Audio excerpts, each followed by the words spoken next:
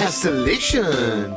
Stay away from all the subway stations. Now's the time to limit your relations. This is info for your conservation and observation. I am at my home. I am all alone. I am at my home in isolation. Isolation. Time for practicing your masturbation. Sorry that you canceled your vacation. It's not just you, it's the whole entire nation. In isolation. I am at my home. I'm at my home. I am all alone. I'm all alone. I am at my home. I'm at my home. In isolation. My constipation in isolation has really helped my toilet paper situation. Should hold up depending on the duration that they keep us in isolation. I am at my home. I'm at my home. I am all alone. I am all alone. I am at my home. I am still at my home. I am in isolation. In isolation. Isolation, a conversation we should have with every single generation. The older people need a working vaccination. The younger people on a threat of decimation. I am at my home. I am all alone. I picked up the phone. Hello. And I said hello. Hi. Isolation breeds agitation. Unless you find a way to get some inspiration. Make a creation, film a claymation, or just eat chips and talk to friends while on PlayStation.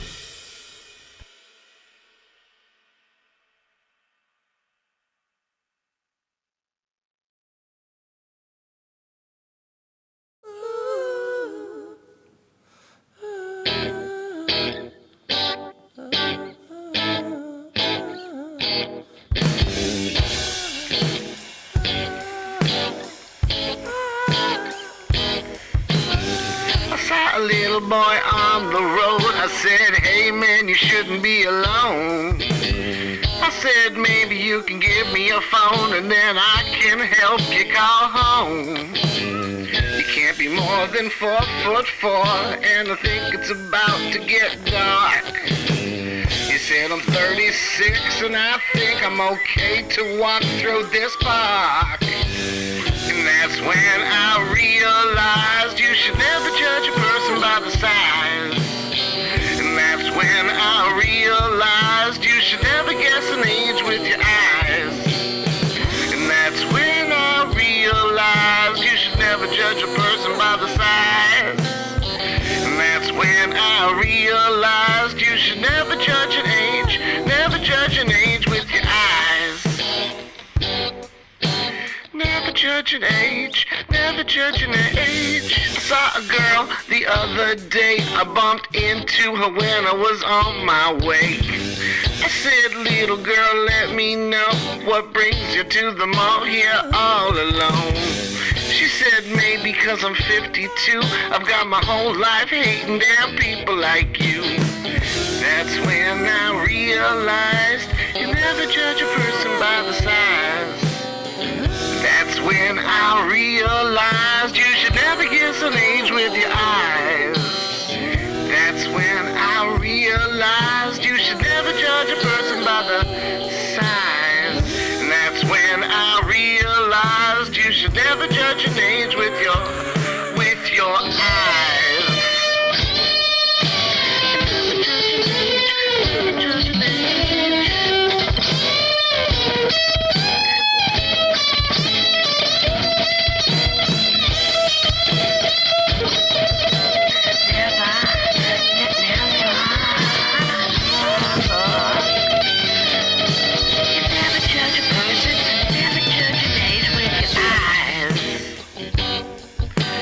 Never judge a person by the size.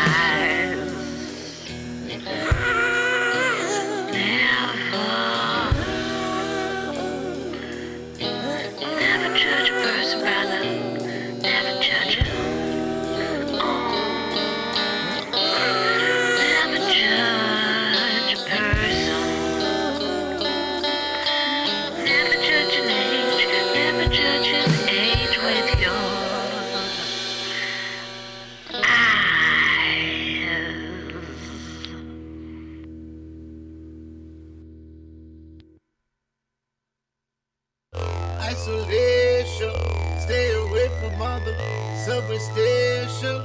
Now's the time to limit your relation. Information for your conservation and observation. Isolation, time for practicing your masturbation. Sorry that you canceled your vacation.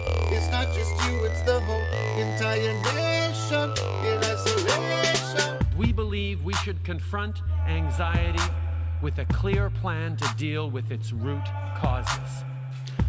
Just before we get to questions, I'm supposed to model healthy behavior. Model healthy behavior. Nice and sunny, but a little brisk. My constipation in isolation has really helped my toilet paper situation. Should hold up depending on the duration. I have to stay in isolation. Isolation, a conversation you should have with every single generation. The older people need a working vaccination. The younger people are afraid of dissemination. Listen, Canada is a modest country. We know we can't solve these problems alone. We know we need to do this all together. We know it will be hard work, but we're Canadian, and we're here to help. And it's our job as your government to do justice to that compassion and to that kindness that you show to one another each and every day. We can build a better world for our kids and grandkids. This is who we are. This is what we believe in. This is Canada. Isolation breeds agitation unless you find a way to get some inspiration. Make a creation, film a claymation, or just eat chips and talk to friends while on PlayStation. Station.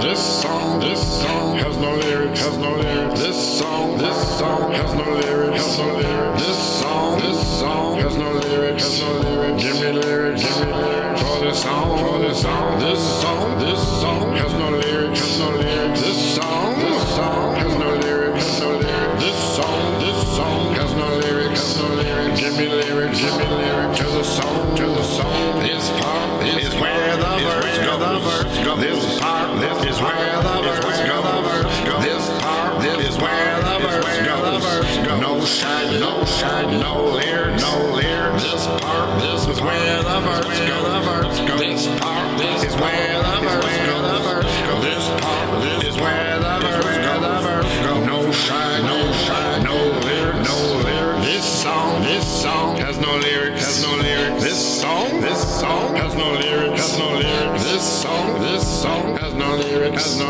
Give me lyrics, for this song, This song has no lyrics, This song has no lyrics, This song has no lyrics, Give me lyrics, for this song, Maybe a rap part comes in here, I'm not sure, it's not clear. Maybe it would sound weird if we don't do a rap part. Maybe we do a verse that sounds similar to the first, so it would sound like this part is where the verse goes.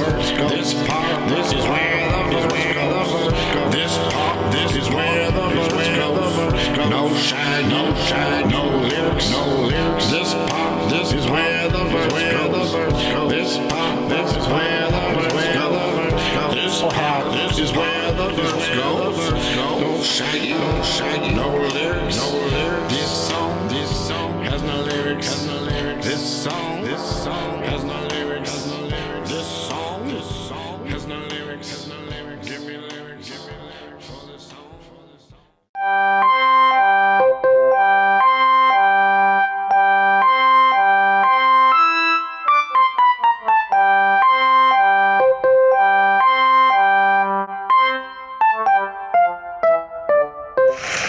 Both Tim Ayton last week and our current champion, Cindy, this week, won a couple of games in which they seemed to surprise themselves. You know, luck does play a part in winning on Jeopardy. It might affect Aaron or Michael, our newcomers. It might affect Cindy again. Let's find out in this half hour. Here we go. Now the category.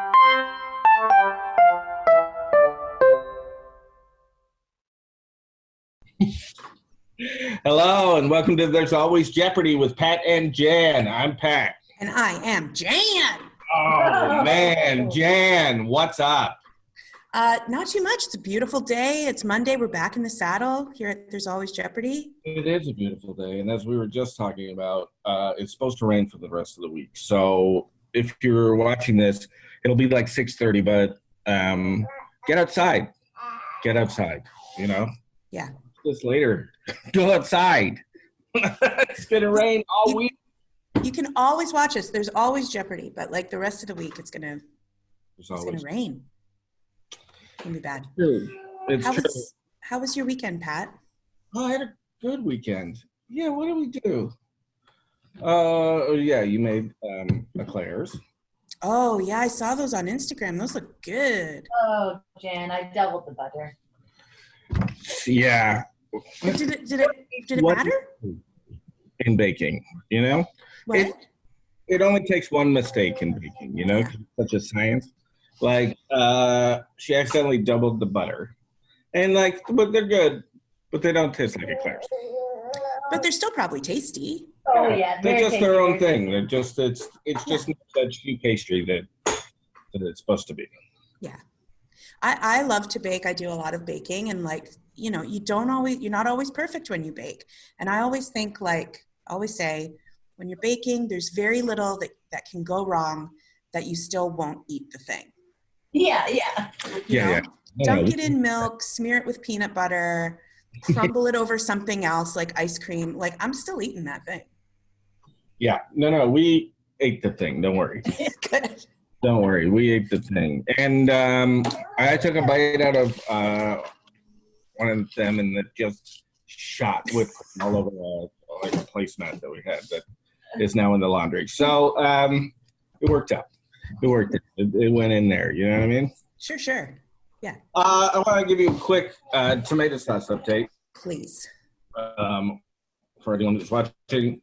Again, if this is your first time watching the show, the reason I do tomato sauce updates is because I tried to order 3 jars of tomato sauce, and I got 8 from what was last time. 8. I don't know how that happened, but it happened to me. And so we've been counting them down, and we were down to 5 and a third. That was on Friday. Yeah, down to 5 and a third. But what I did this weekend was buy more sauce. What?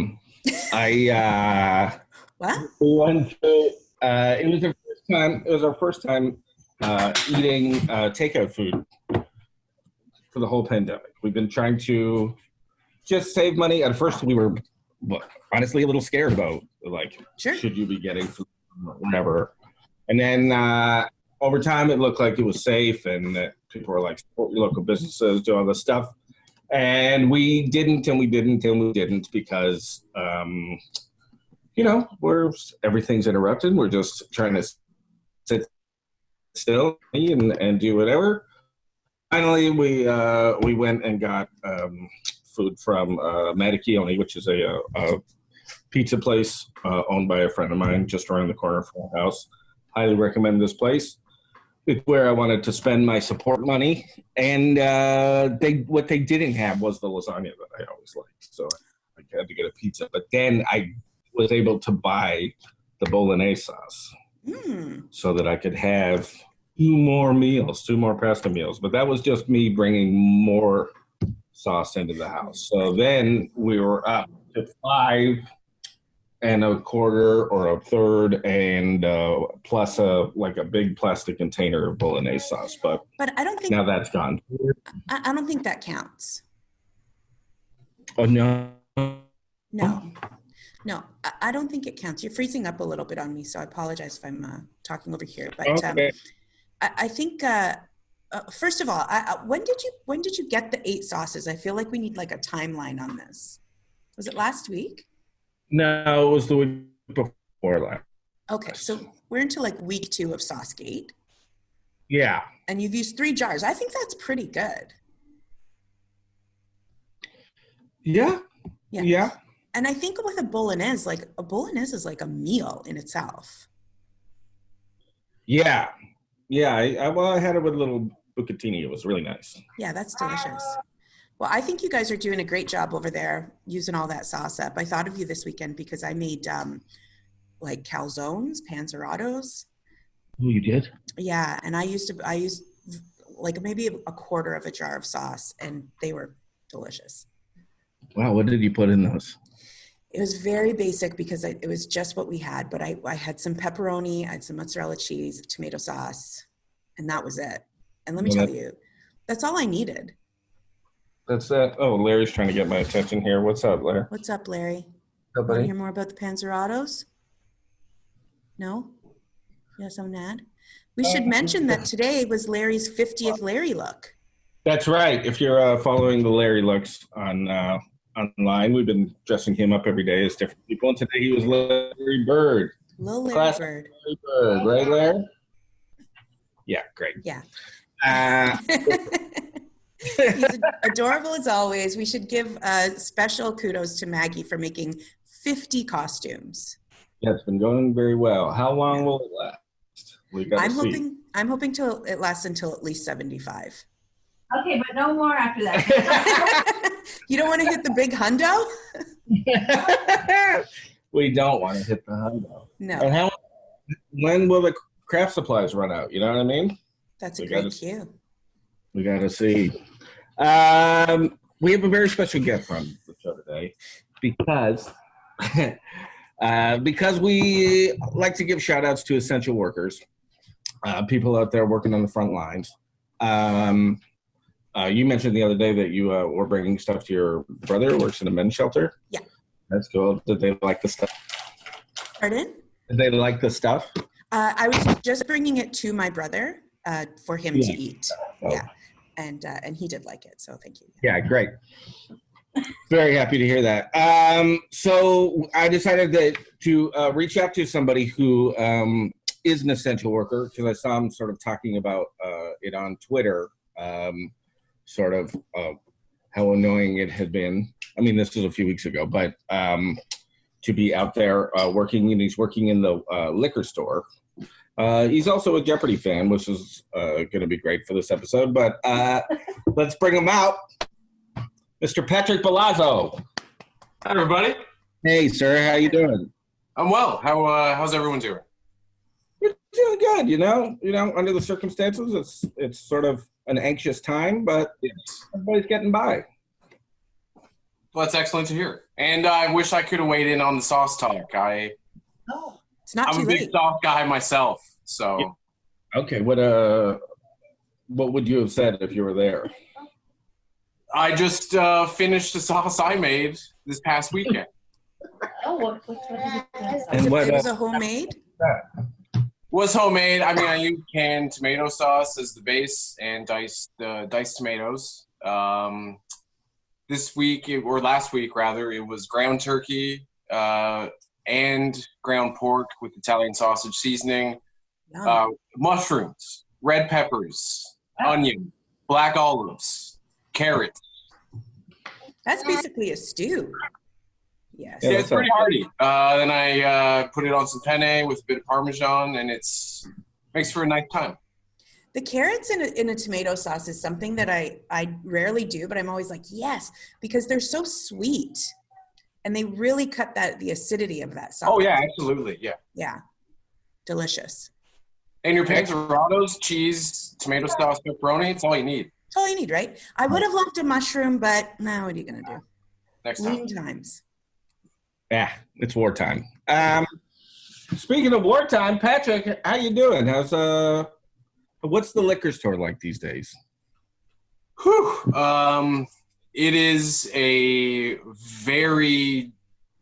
been very draining. Yeah, it takes a lot out of me. My colleagues are going through the same thing. It's just very emotionally exhausting. even though, you know, I'm just doing customer service and working the cash.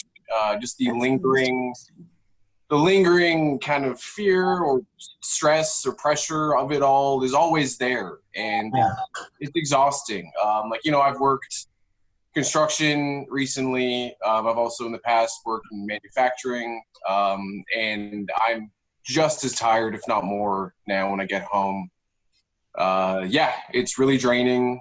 I don't love it. Yeah. But what I do for now. Yeah, I haven't spent a lot of time in stores, but I was in a Shoppers last week, and just everybody was just completely on edge. You know, like I didn't get anywhere close to anybody, but I could feel people just like backing away, or you know, like. Or it was freaky because, you know, like we're watching the news and the you know, the numbers are looking better all the time, except in old age homes where it's just a horror every day. But the numbers are generally looking better all the time, and it makes you think, oh, maybe when I go out, it'll be calmed down a little bit. And I don't think it is. I think people are feeling more stressed as it goes because people who didn't take it seriously before maybe now know somebody who has COVID or something. But it just feels like the anxiety levels are going up when you have to like go out in the world and deal with people. You know what I mean? Is that and I would say your experience? Yeah. I mean, people have been on edge generally throughout this experience, but I would say customers do seem to be a little more agitated, not as friendly, because most customers are, you know, polite and easygoing and easy to deal with, but people just seem a little more agitated overall. Luckily, I work with a great team, which has made this experience so much better than it could be. Right. We all have each other's backs, and, you know, we try to keep the mood light and fill in for each other when we can, because we all have different responsibilities. The workday is structured very differently now, given everything that's happening. So yeah, that's one good thing, that I have a good team working alongside me. But yeah, people are just very short tempers. I think both short tempers, again, given everything that's happening, or people take safety precautions that I take as an affront. Right. And it's not like, you know, it's not my personal. I'm not volunteering my time as a personal project to make sure your hands are clean. Like, I'm trying to protect everyone, and I'm making very little money doing it. So that's frustrating, but, you know, you have to just realize that person will be out of your life in 3 minutes, and just move on and not let it kind of chip away at you. Customer service at the best of times can be exhausting and trying and difficult. So the fact that you guys are out there at this time, I mean, you're doing such a service to people, and it sucks when they kind of don't see that. And I really hope that everybody, all the tens and thousands of people watching this show, really take it to heart that people like Patrick are out there, again, like just like you said, like not for their own benefit necessarily, but there to keep us drunk. But it's interesting because when, you know, like when the essential services were listed or whatever, a lot of people made fun of the idea of the liquor store being an essential service.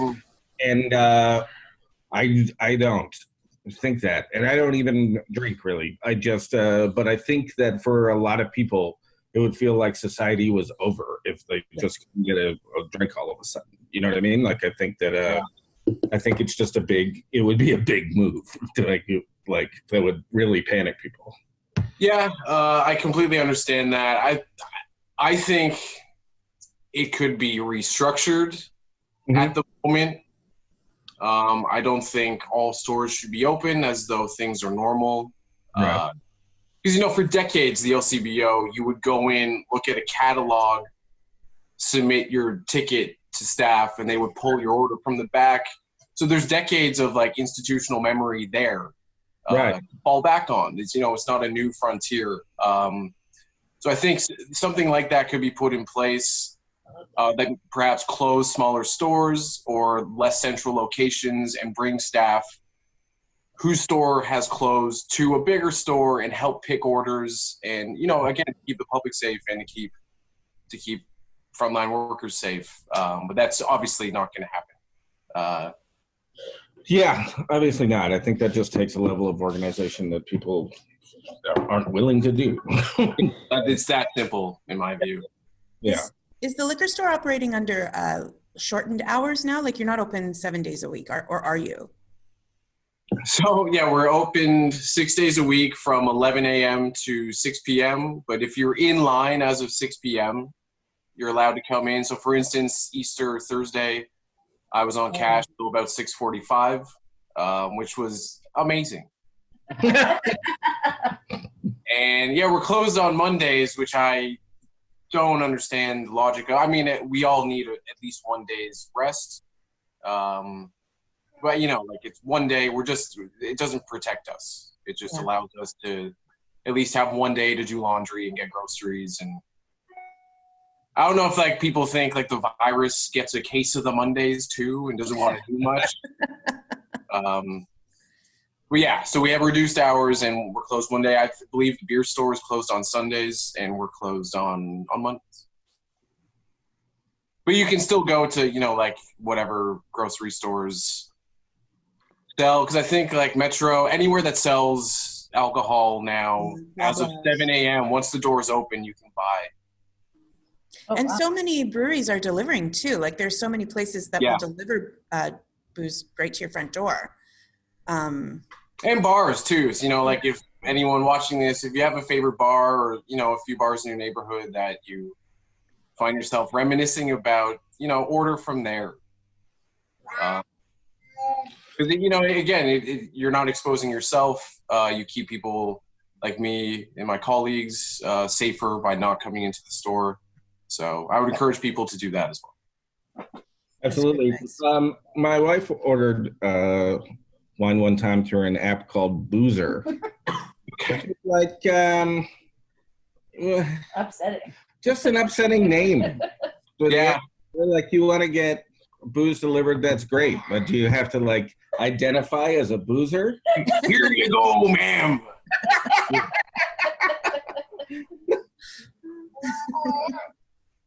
Yeah, totally. It comes with a stern lecture from your dad. You want this wine? You also want to be known as a boozer?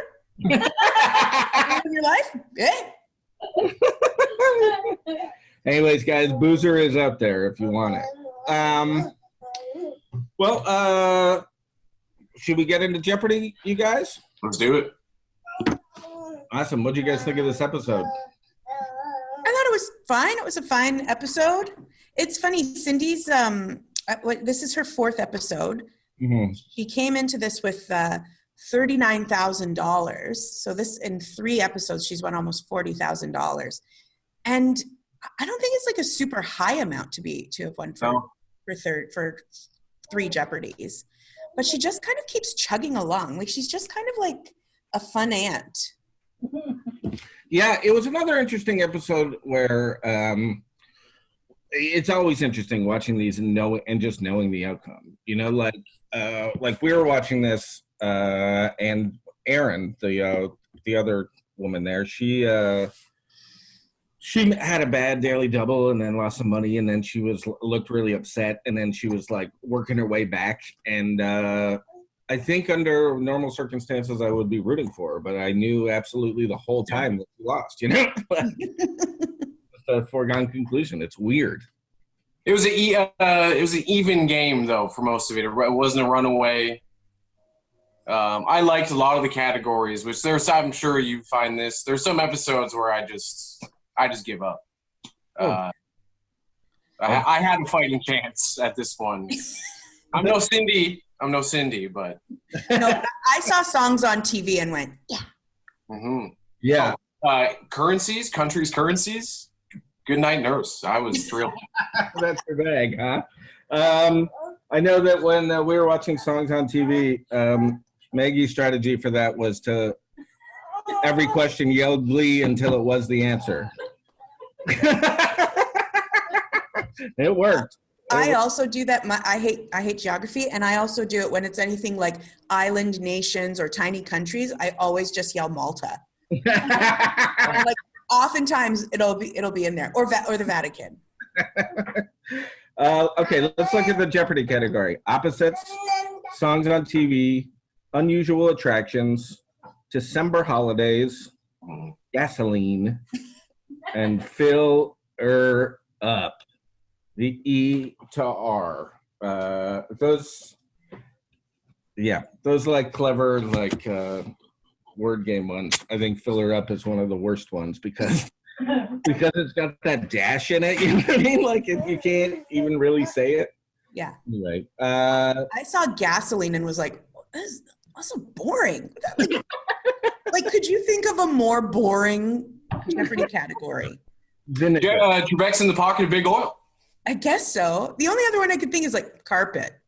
That's like a word. Floors. What is shag? So Double Jeopardy was countries, currencies. Patrick was all over that. Trust the science, which this is a great time to trust the science. You know what I mean? Western movies, the abolitionist movement, numeric words and phrases. I find they do this one a fair bit. And women who write. I did not get one of those. You didn't get it. You didn't get any of Double Jeopardy. Oh, any of the women who write. The women who write. Maybe I got kind of got Toni Morrison, but like that was one of those types of categories where I'd be like, yes, and then was like, no. Yeah, there were a lot of names I never heard before. Yeah, I didn't do too well. I got 0. Yeah. Yeah. It was like, no countries, currencies. Okay. Should we take a look at the stories? Yes. Oh God. Michael Rollins is from Frisco, Texas. Michael, in this modern day of technology, binge watching has become very popular. You did that with regard to a show that is close to my heart. That's right. I had about 75 episodes of Jeopardy on the DVR because I was really busy for a few months. So I just took a weekend where I didn't have anything to do and vegged down the couch and watched 50 episodes in 2 days. Well, let me make a suggestion. Next time you do that kind of thing, have a few drinks to go along with it. Aaron Williams is an attorney from St. Louis, Missouri. You visited Santorini. I did. I just mentioned to Michael that have a few drinks. You had a few drinks on Santorini. Yes, I like to drink, and I had quite a few. I did a wine tour on Santorini, which was incredible. We tried all sorts of local Greek wine, but particularly the Vinsanto, which started there. And the wine tour ended with a cooking class where we cooked everything, and then the chef made us better versions of what we cooked to actually eat for dinner. Yeah. That sounds like a perfect day on Santorini. Unbelievable. Okay, good for you. Cindy Stoll is our champion.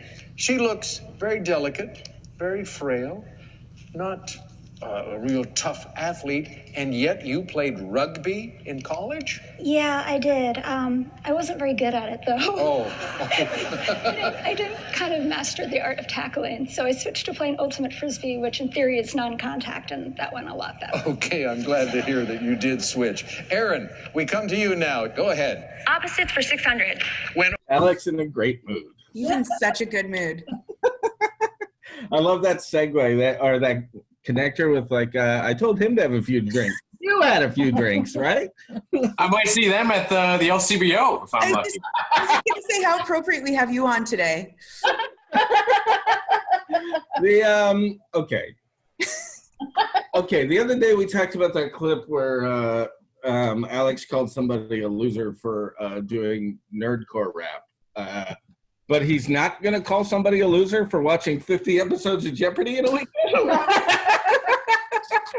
But like, that is the whole... So when Alex sets it up as binge watching, I'm like, okay, this is going to be kind of a dud of a story. He'll be like, oh, I watched all of Veronica Mars in a day or something. Right. He's telling a story about binge watching Jeopardy on Jeopardy. That's like going to a Steely Dan concert and wearing like a Steely Dan t-shirt. Well, it's like wearing 50 of them. Just like walking big in big t-shirts. You guys heard of this band? Yeah, it's really not much of a story. It's he blew it. It was his moment in the sun, and just told us all what we already know. He's a Jeopardy head. I don't know if you guys have heard of this show, Jeopardy. Big fan of Jeopardy, by the way. And then Santorini. That sounds like a interesting day that she had for sure. Yeah. Especially since she must have been plastered by the time they were cooking. And then they got better dishes made by the chef. It does sound like a very nice day. Yeah. I think this is like a classic Jeopardy story. Yeah. This is like, I went somewhere, I did a thing, little funny joke at the end, Alex in a good mood. Seems like Alex really likes saying Santorini.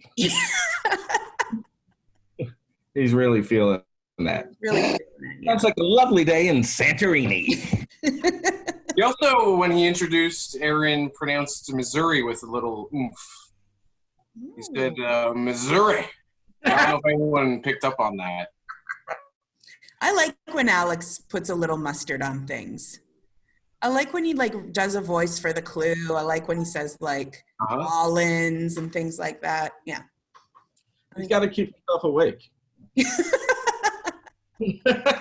They're shooting like 5 of these in a day, so. Yeah. If he doesn't do something to keep it exciting for himself, it'd be a lot. Okay. And then we're at Cindy's story. She signed up for rugby. There's tackling. But I don't know if you noticed that, because then she talked about ultimate frisbee, and then she said it's like technically a non-contact sport. In theory. Yeah, in theory. I think Cindy's throwing some elbows on the frolf course. It certainly sounds like it. Yeah. Yeah. Sounds like she's brutal. Yeah, but what a burn on her when he calls her frail. Yeah, that wasn't needed. She doesn't look frail. Unless that's what Trebek thinks of all women. All right, let's rein it in. Alex is going through a tough time right now. Okay, so then Final Jeopardy. It's geography. I didn't get it. I got one. You got one? You got one of the two? So it was Western Hemisphere geography, and the question was, what are the two Central American states with that only border one ocean? And which one did you get? I got Belize. And the other one was El Salvador. Did you make a guess for the other one? Yeah, I was on the fence between Guatemala and Nicaragua. I didn't have a hope in hell. And it doesn't matter. I didn't come anywhere. No. This is how dumb I am. I'm like, Mexico? Like, honestly. Yeah, geography just scares me. I hate it. I just freeze up. I got nothing. I think it's because one time in grade 9, it was the first like real like geography, non-elementary school geography class I took. And I was like a nerd. I was like a good student. I was studious. And I fully fell asleep in geography class and I just never recovered. I was like, oh, geography's boring. All just coloring in maps. And then that was it. Like that was it for me. I have a block. What would you do, Jan, if you went on Jeopardy, had a pretty good game, and then Final Jeopardy was a geography category? I would probably bet like $0. Yeah. I would put like 0.00 and then I would draw faces in all the zeros. And then I would do, because I probably wouldn't know the answer, I would do like, do you remember that? I don't know. I'm a huge Cheers fan here. Do you remember that episode of Cheers when Cliff was on Jeopardy? Oh, yeah. And the answer was like, Lucille Ball, this other person, like it was 3 names, and he wrote, who are 3 people who have never been in my kitchen? That's what I would do. Yeah. Write a full joke answer. Yeah, me too. You got to do that. Yeah. You got to say like, I love you, Alex, or. Yeah. Or geography stinks. Geography's a loser. I might write geography stinks. What would your throwaway answer be, Patrick? I mean, I like geography, so I give it the old college try. Throw answer, I'd probably just write Slayer. Oh, that's good. Yeah, that's good. There's not enough of that on Jeopardy. Yeah. You never see it. It's true. You just never see it. Well, I thought pretty good app. We did it. Thanks for being on the show, Patrick. And I don't know what to say. Try to be safe out there, pal. Thanks for having me. If I could just quickly say one thing. Please, if you come to the liquor store, kind of just try to plan ahead and don't aimlessly browse. Oh, yeah. Right. Like, because I've more often than not, I've had people ask me, like, so I'm looking for a wine. Right. And it's like, well, you're in luck because we have thousands of wines. So, use your time in the lineup to get into the store to try to figure out loosely what you want and try to just get in and get out as relatively quickly. It just makes everybody's day easier and safer.